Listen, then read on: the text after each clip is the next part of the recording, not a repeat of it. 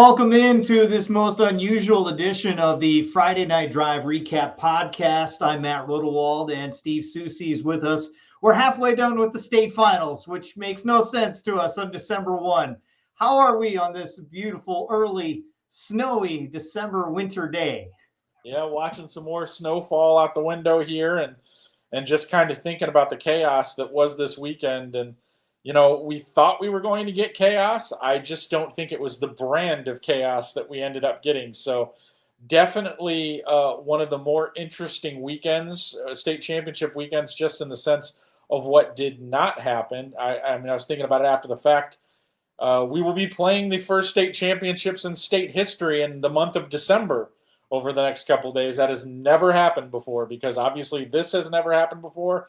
And all previous other state finals have been on Thanksgiving weekend, which we're still in November. So first time we're ever going to have a date of December on a state final box score. I have a feeling this is not going to be the last time we have a date of December on the box score in years to come, for sure. And we'll get into maybe why that could be the case for sure. But we're going to spend the next 15 minutes of walking through just the weekend that was and how we got to the point we were. We'll talk about a little bit about what we expect to see this week as well. And we had football played.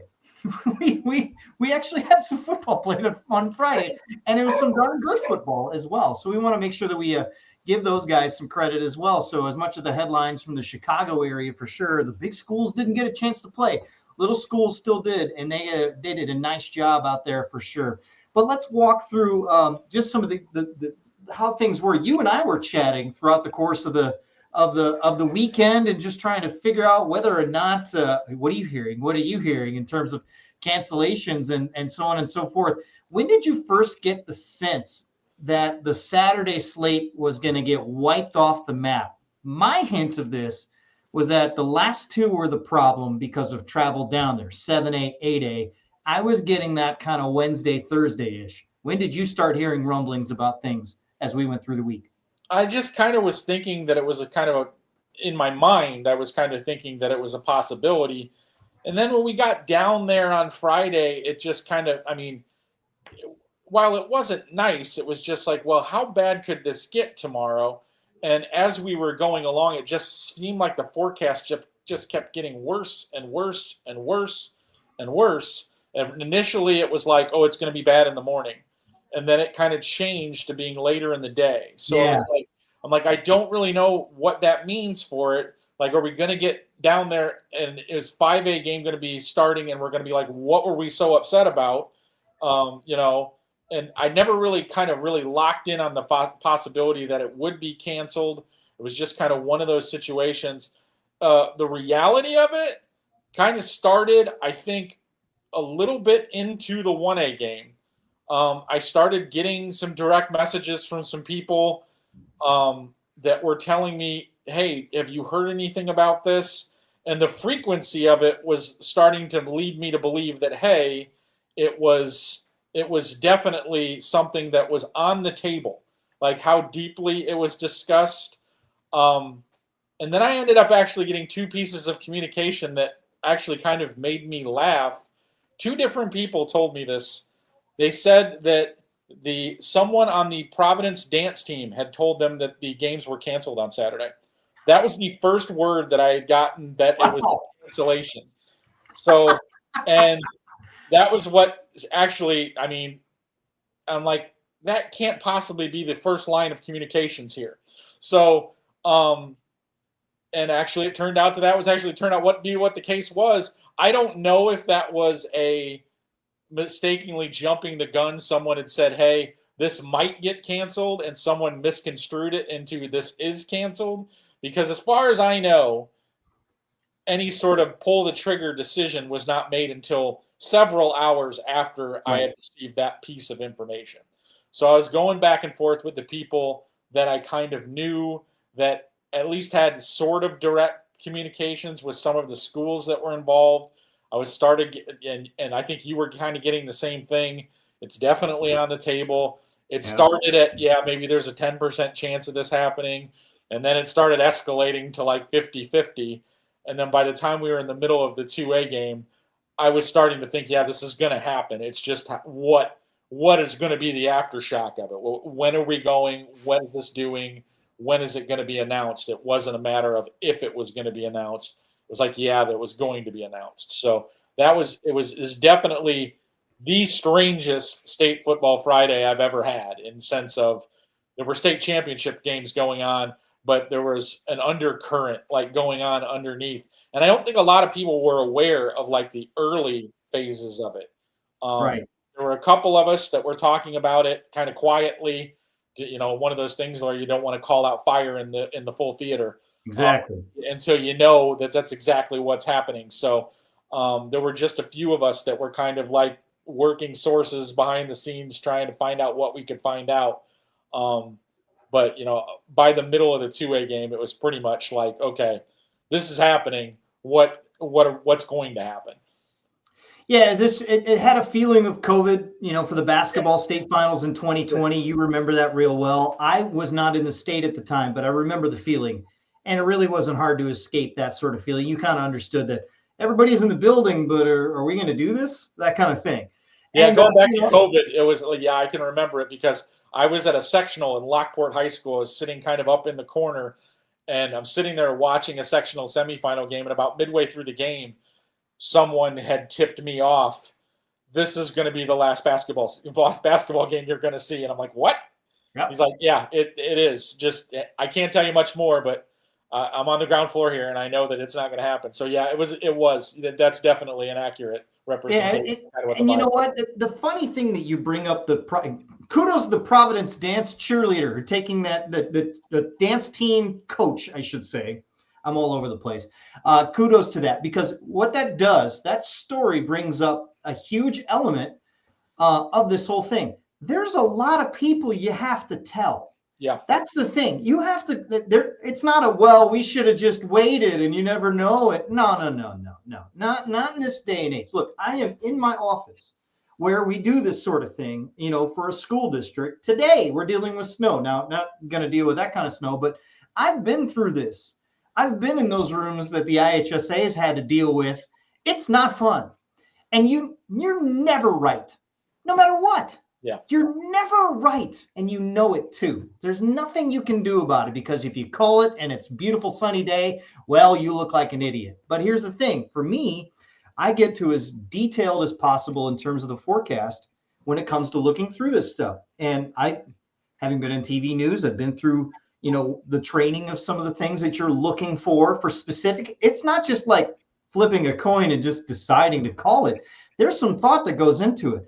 I will also say the IHSA may have been bailed out a little bit by the Illinois State University administration saying, well, we're closing campus. You can't do it anyway. So, and I'm not saying they were waiting for that. I think it may have taken the decision off the table and made it easier for them.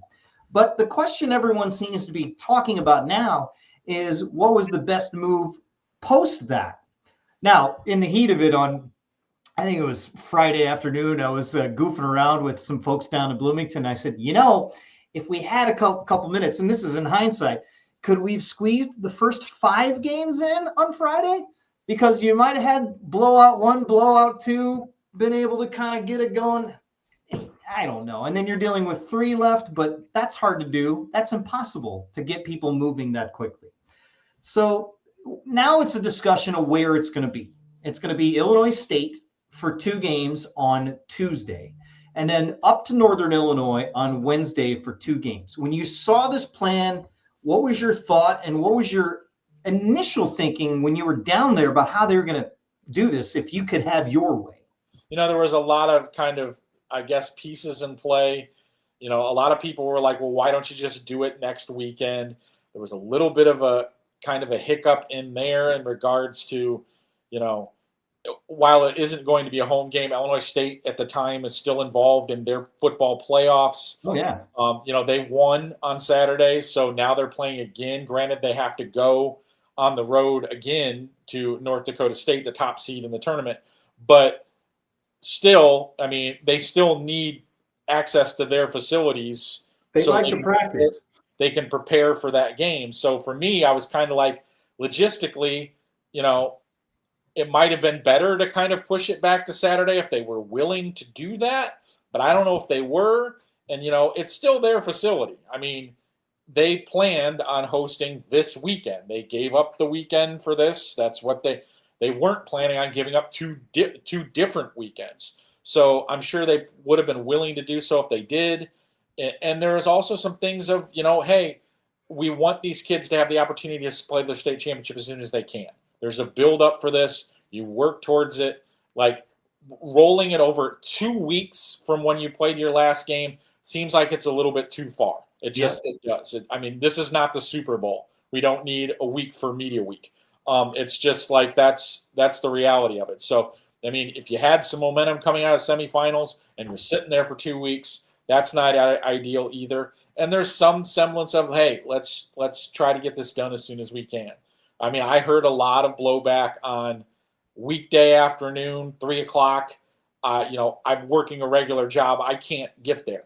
Like, this is not, and I understand that, but I'm also like, hey, I don't really know what the best solution would have been here for everybody. And I know that the reason that it's kind of split sites is obviously you can't do, the 4-day segment on a weekday. You just can't. The argument being, well, they do it for basketball, but that's also kind of rolling into a weekend too. Yes. It's like, it's not exactly the same thing. And it's not, kids are in session here during that Thanksgiving weekend. They're not. It's like it's just kind of a whole situation that, there was no perfect solution to this. There really was not. The reason why it's not at ISU, there's a men's basketball game at home on Wednesday night. So that's why, that's one of the reasons why. So logistically, that would have made, since the basketball facility is so close to the football facility, that would have made parking and getting people in and out all at the same time a difficult process. Staff workers as well that they have working the venue.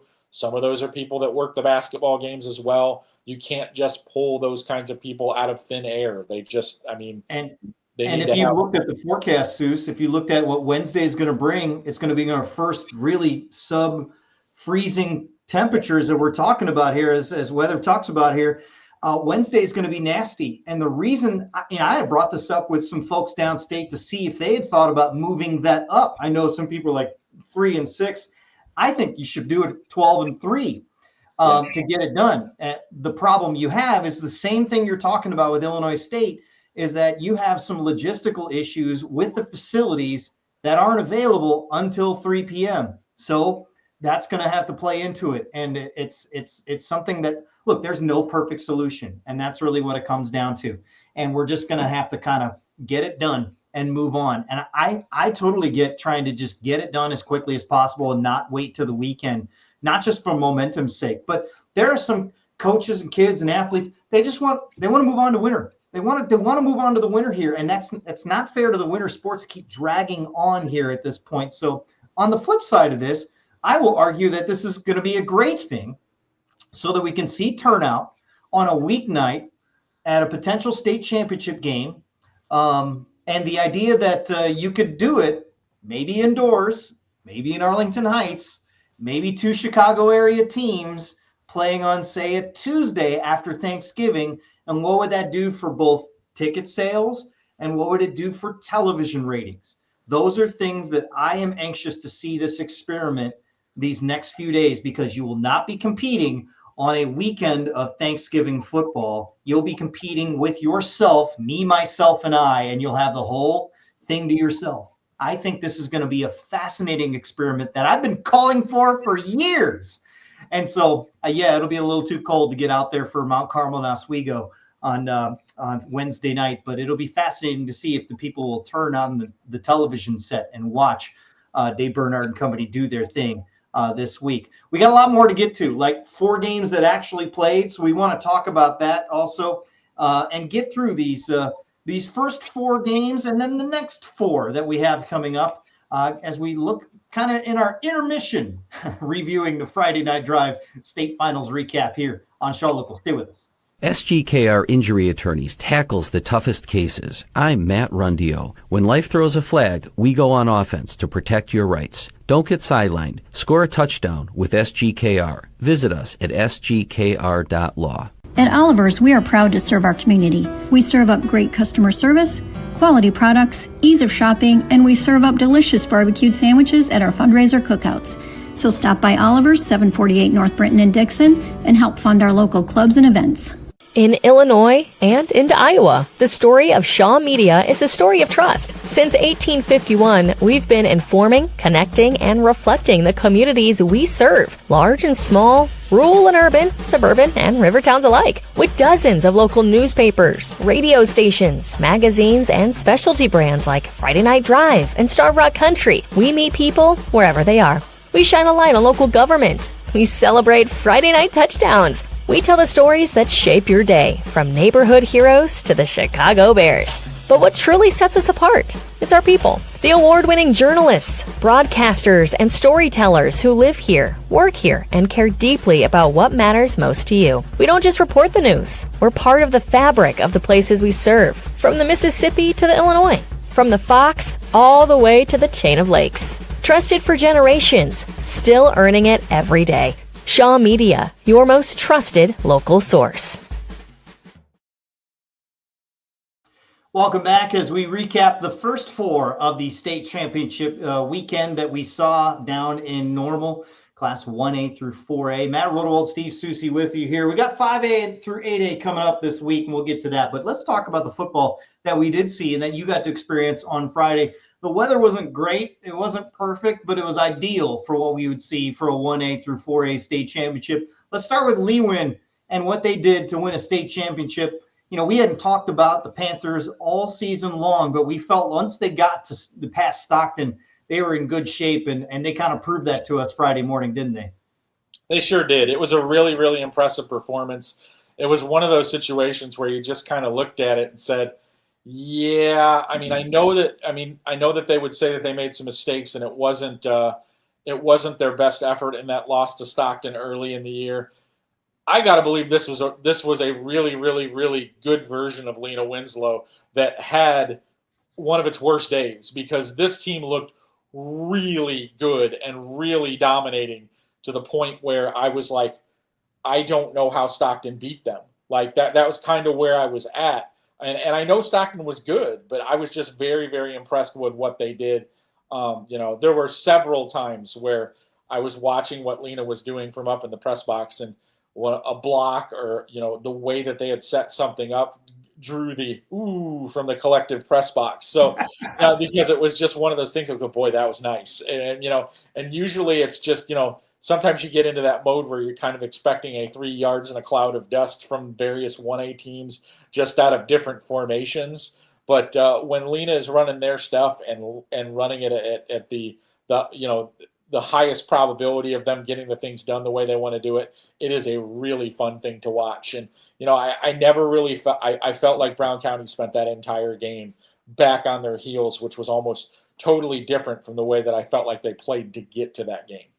It's just fun when you think about what Lewin's been able to do the last several years. We're talking 15 years, a full generation of football for Lewin. And there's a dunker always in the mix of that for sure. But, you look at this team beat a 5A team.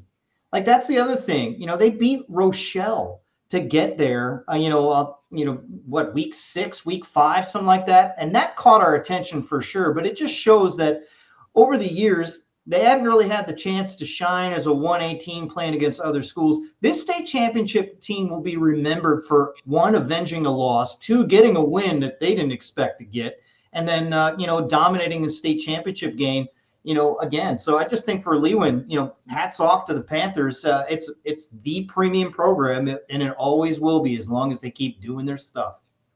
Yeah, it really is. And you mentioned the Dunker boys, and there were a couple of times in that situation. I joked about it on Twitter. I said, if I had Gannon Dunker lead blocking for me, I think I could score a touchdown. And my 40 time is not good. So no, it is not. So that's that. As long as it wasn't too far, I postulated that kid was going out and just creating all kinds of space and happily getting downfield and lead blocking. It was very enjoyable to kind of watch those things develop, because I'm a big fan of that brand of football. Sometimes that's my favorite game of the week, is that 1A game, to be completely honest with you. That's kind of where I kind of look at it and say, this is what I really enjoy watching. So, yeah, it was really, really impressive. Well, you and I are football nerds like that. I called the 1A, 2A games for years, and I was jealous that Wilmington got back down there because I'm like, there's so many storylines to see. By the way, the next time we go to Wilmington, we'll do the 40-yard dash. It'll be on grass. It'll be fair for both of us, and it will be ugly on both accounts. Let's switch over to Wilmington. I think you and I expected what we saw, but still, it was impressive nonetheless what they were able to do against Moreau Forsyth. Watching it early, I could tell that the pads were popping for the Wildcats pretty early to send a message that they were going to be physical and be there all day. Yeah, it was kind of funny because this was like in the crosshairs of when I was starting to find out about the cancellations, the information like that. So I was kind of one eye over here and one eye over there, but it was pretty clear to me pretty early on that I knew what was going to happen out on the field. I did not know what was going to happen with the other stuff. So my focus was a little bit more aligned towards that. And every time I looked up, it seemed like Wilmington was breaking a big gain or stuffing Moreau on the opposite side of the ball. And the game pretty much played. It very, very rarely happens that you can kind of anticipate exactly how a game is going to look. I pretty much did with that one. It pretty much felt like almost from the get-go, this was, Moreau actually did move the ball a little bit better than I thought they would. But, I mean, to their credit, they did realize, hey, we got to get the ball out. So their gains were not big. They were not deep down the field. So they did move it a little bit. But eventually, it's hard to beat Wilmington doing that too, because eventually they're going to get at you some other way, cause pressure, flush you out of that pocket, make you make a bad throw, make you make a bad decision. Yeah, that's what they do. But offensively, they were exactly what I thought they were. Took care of business, did the things that they wanted to do. I mean, I would have been intrigued to see if Zach Smith had played for Moreau, if maybe that would have made it a little bit more interesting. I don't think it comes anywhere near changing the end result. Zach Smith's a very good player, and he's got, and they needed him to be the best version of themselves. But even the best version of Moreau right now, I think 4 touchdowns underdog. I mean, at least. I mean, that's just what we're talking about here.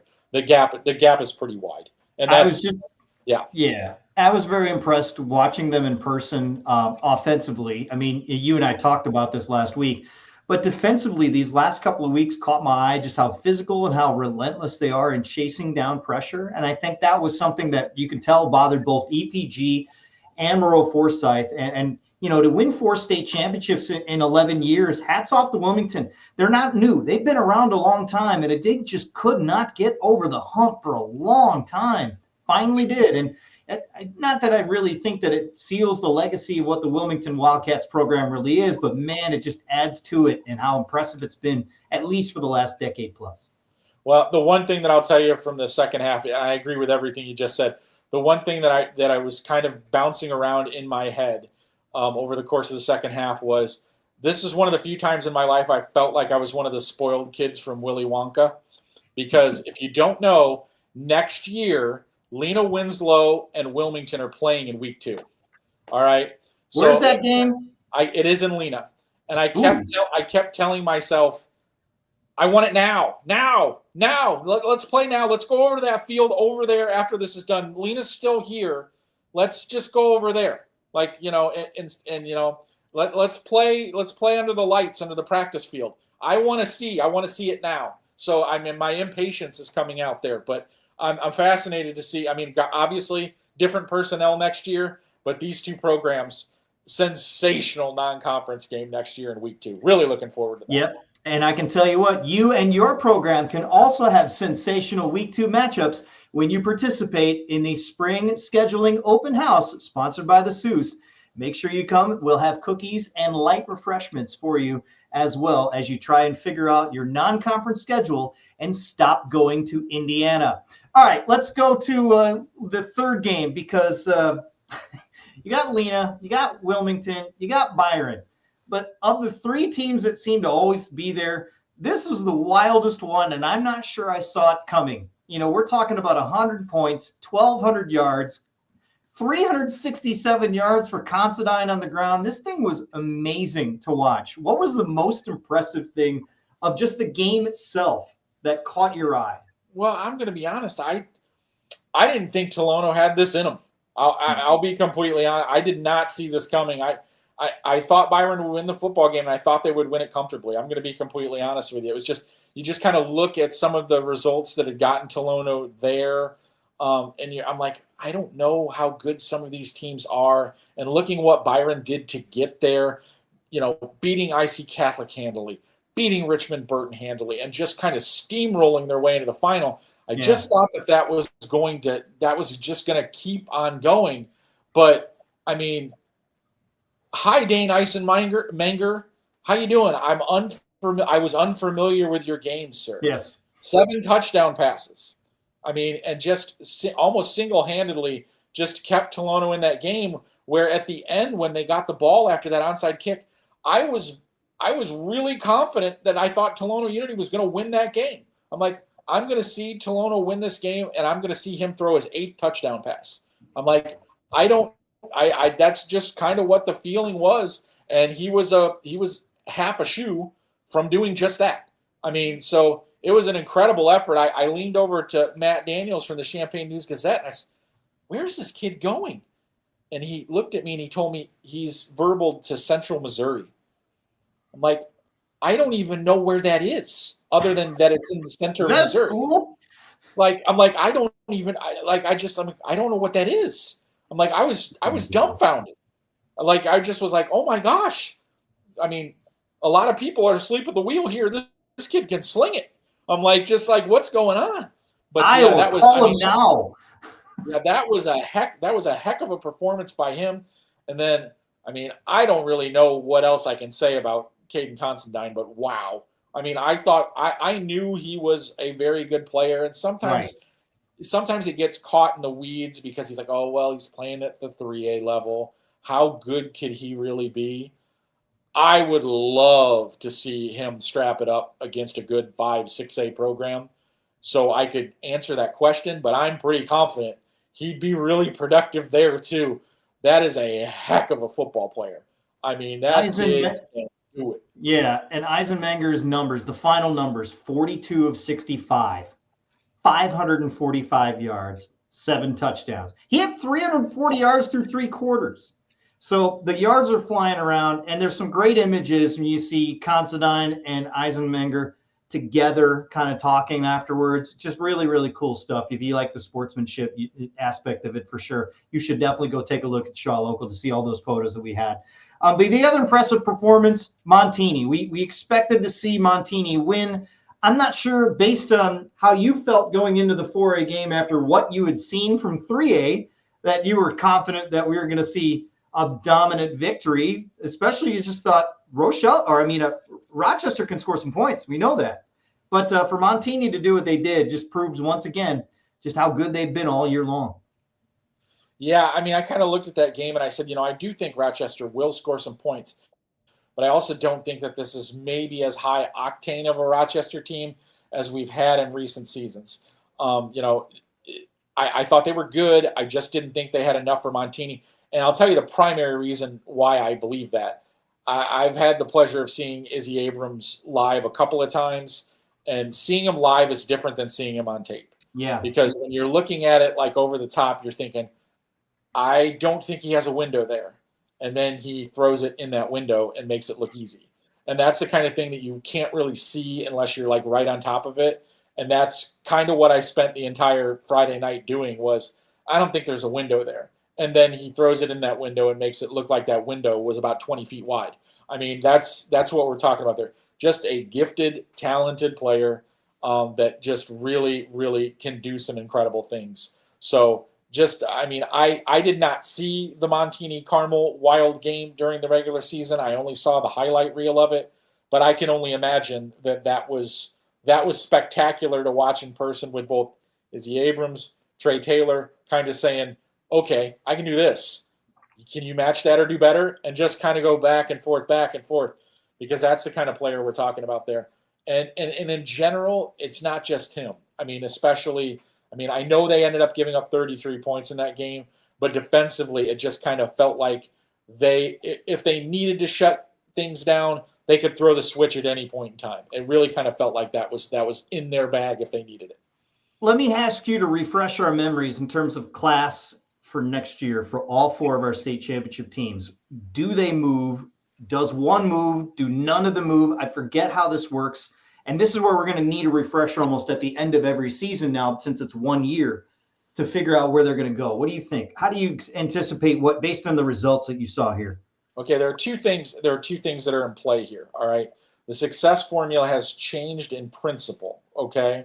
So it used to be the previous 2 years of the 2-year window period. If you trophied in both of those, you, as a non-boundaried school, private school, you would be success formulaed up to the next classification.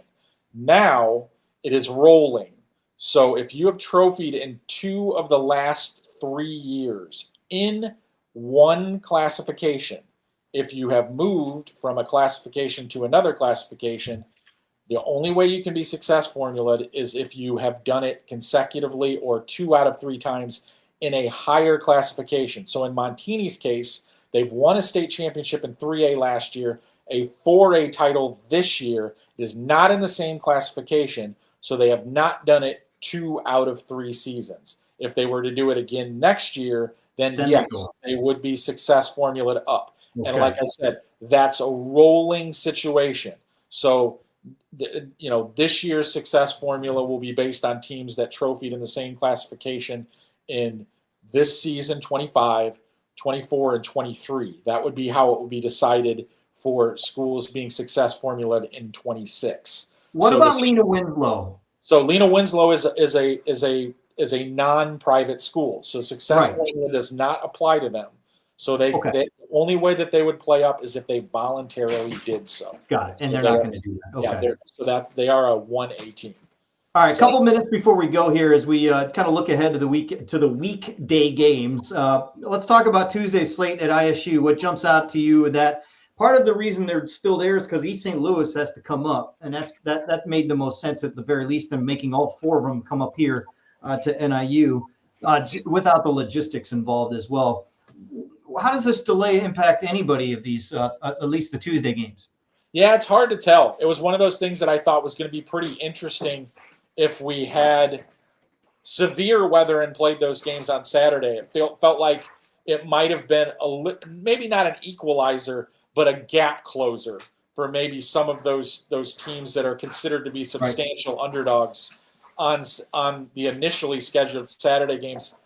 I don't know, like if the way we're playing it out now will have a significant impact on how some of these teams are. I mean, nobody loves freezing their butts off, so you never know how they're going to how individual teams and individual players are going to react to it being pretty darn cold. But as far as not being able to have your footing, I don't think that will be as big a factor as maybe I thought it could be on Saturday night. Yes, and so I think for the 5A, 6A, I think you're right. I think it'll be much less of impactful. But 7A, 8A, especially 8A, as the temperatures plunge, that to me becomes extremely intriguing to see how these kids can handle the weather and the cold temperatures. If Oswego gets a little level playing field more than anyone else would give them credit for, I think it throws an interesting wrench into that. And I think it'll be fun to see on Wednesday night. I don't know what your take with that aspect of it is. Maybe not so much for the 7A game, but the 8A game is one where I thought maybe the weather keeps this thing tighter for a while. This is the one that I might buy into what you were saying a little bit more than I actually do for one reason. Mount Carmel's depth.